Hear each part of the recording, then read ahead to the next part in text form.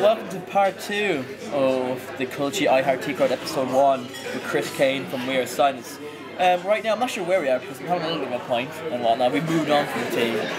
So I hope it's good, I hope you enjoy it. There's a lot of talk about a film that might be coming up that may have Keira Knightley in it.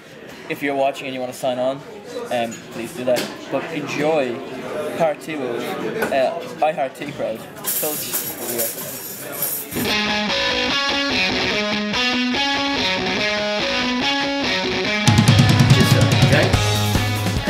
The image of a three-legged puppy trying to cross a frozen lake and then reaching it, or the ending of Cool Runnings where they finish the race by dragging their bobsled over the finishing line, which is fairly inspiring stuff. It is quite inspiring. The puppy has the advantage of, presumably being real.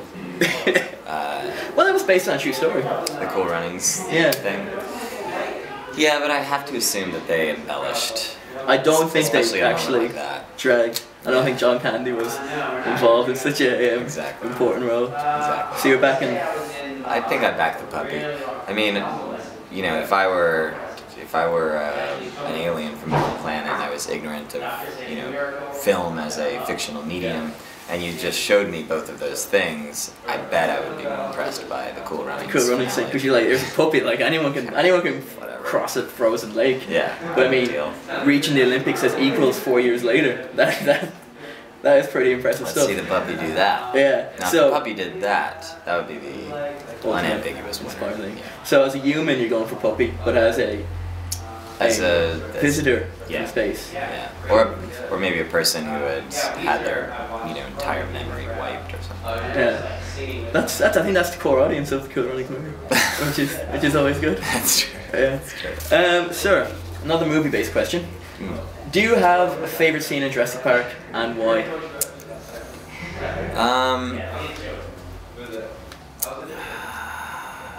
Yeah. Well, is it in Jurassic Park 1 or 2? This is my problem. I'm having trouble differentiating. 2 is kind of like the darker one. Yeah. With, which one has the little tiny dinosaur that sort of fans out its neck? That's Jurassic Park 1. I'm sure it features in 2 a little bit, but it's kind of killer scene, isn't it? Number 1 with Dennis Nedry. I think I like that. Yeah. I think that's. So you went for the kind of the scary stuff. Yeah, I mean, and honestly, my second favorite would be the Velociraptor, battle at the end. Yeah, which is always fantastic. See, I like when they say they do move in herds. I like the inspiring stuff, obviously, but my choice of puppy and Cool Runnings for my weekend entertainment. What's your favorite scene? Is when they go see all the dinosaurs moving together, and then Alan Grant kind of cries and he says, "They move in herds. They do move in herds." I like that. I like things moving in herds, really. Yeah, that is more than the actual. That is a heartwarming idea. I also like it when Jeff Goldblum gives sanctimonious speeches. Yeah. I think he's really in that role. He kind of. I think he's a pretty good actor. He's done a lot of really pretty remarkable work, but it's kind of hard to think of him as anyone but Ian Malcolm. Dr. Ian Malcolm. Yeah. I think we'd have to channel a little bit of his kind of rock star but scientific mind in the role of Captain Steve Solutions in Space Jam. I'd be into that. That is half the work done for him. Yeah, it's true. Now, question number 8 on our Tea Inquisition is our lady's choice question, where a lady who may have a problem got in touch. And we picked a clean one because a lot of ladies' problems, when you say that phrase, ladies' problems, you're opening up a world of trouble, sir. That's true. So this one is coming from Steph.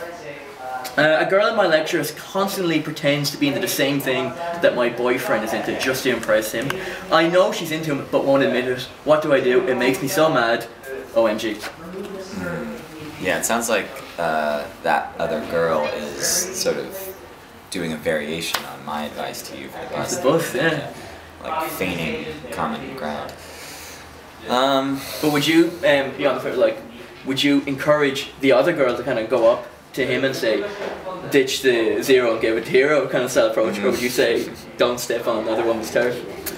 Well, that's a tough call to make without knowing any of the 3 relevant parties. I do think that there's a lot of truth to the notion that if this guy and the girl he's currently with have any kind of really worthwhile relationship, that she probably doesn't have much to worry about. I mean, I would think he should be capable of withstanding the test of another woman showing interest in him. But what if he beats Steph? I don't know Steph. She said in the question, but if he... Well, in that case, I would tell Steph that this could be a great opportunity for her to safely relinquish him. You know, often breaking up with an abusive partner can be a dangerous undertaking. Yeah. If she could get him to, fall for this interloper, This, call her Julie. then she skates. Yeah. I mean, I could. I like that idea. Yeah. Let's give her that advice. Fantastic. So, if he beats you, don't. Which I don't think was the question she asked, but. I think you're right that there was some suggestion. Yeah, there was pain in the way she typed. So. Yeah, stiff fingers for sure. Have you done? I know you've only been here. You say you got here last night. Mm-hmm. You've been here before. You've played Oxygen numerous times. Oh yeah, definitely. You've played more Oxygens than I've been to, which is a shameful thing for an Irishman to say. But EP is a better festival. Play that next year. Okay. Yeah, we've never done that. Better beer and better crack. Yeah, I do often bristle at the beer selection in Oxygen. It's not good times. But have you done the age-old Irish tradition yet of saying, sure, he's only harmless, when you actually mean he's a bit of a dick? I haven't. I actually did not. No, this was I didn't know about that. You're gonna be, your ears are gonna be up now when I say, oh, Chris, he's only harmless. And you're gonna be, what the fuck did you say about me? Oh man. Okay. Yeah, I'm racking my memory now to try to find out if anyone's ever said that about me. And I mean, but would you, shrugged. if someone would call you harmless before I opened your eyes to this, would you have found it insulting? Well, I would have found it very, very, very minorly insulting. It's certainly a bit of a brush off. Yeah. To be called harmless is not a compliment. Unless you're Steph referring to her abusive boyfriend. Yeah. Don't worry, he's harmless. Oh, great. Yeah. Glad to hear it. And then Julie can step in, not knowing that when she says harmless, he's actually a bit of a dick. Yeah. He's a major abuser. And finally, sir, question number 10 Okay. on the Big T Inquisition. How was your tea, by the way? It's excellent. Fantastic. Did you get the name of the brand at all? I believe this is Tetley's. Tetley's Tea. Okay. I think we're at the final lines here on this show. Ah. Check that bad boy up. Is that an Irish? Well, yeah, I think it's Irish made. Lions is mainly Irish. Yeah. Lions are Barry's.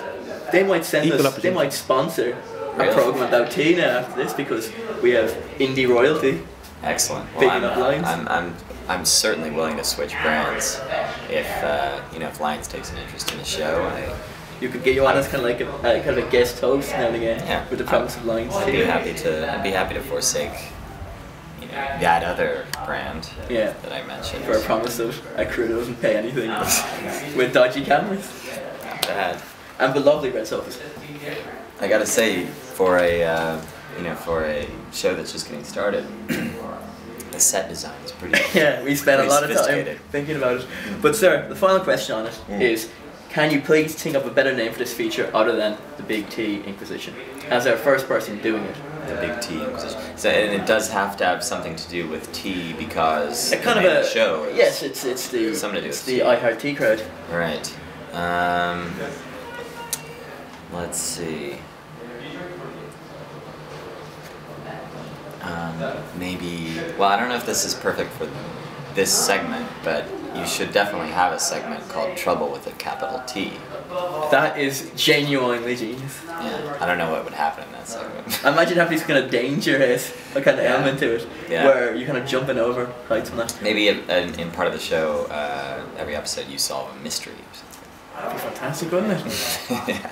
I mean, and would you be willing to do any kind of stunt if we were to suddenly rebrand this feature? Absolutely. We just scrap the last 10 questions and Just have do a Trouble stunt with show Capital called T. Trouble with a Capital T. Yeah, I do stunt. I do not major stunt work, but I do basic stunts. The stunt work required for movies such as Space Jam. I think so. There's only one stunt I've ever turned down, and it was a horse-related stunt. and it was basically a really big leap, and the horse did end up dying, as did the stuntman. So I felt somewhat vindicated. You were happy to pass that one. I had objected that the stunt seemed very dangerous, and I didn't feel up to it. Will we now have to cut the scene involving space horses in the Space Channel? No, not necessarily. I mean, what exactly did they get up to? I mean, are they just kind of trotting around? They're just kind of trotting around, basically. It's because it's kind of Sense and Sensibility kind of. So you ride up to Keira Knightley's space station because with your oxygen tank base horse. Right. That sounds fine. I mean, I do ride, so I'm happy to, and I love horses, but I just didn't. This was a jump from a 4-story building onto the top of a taxi. So well, that's. I mean, just didn't. No one is insuring that, bad boy. Seemed crazy to me. Turned out I was right. Sir, thank you very, very much for helping us out on the very first iHeartTech Crowd. It's been an honor.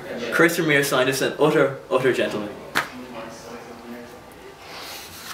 You, sir, are a star. Likewise. Ditto. Space jail. Space Jet had to crop up.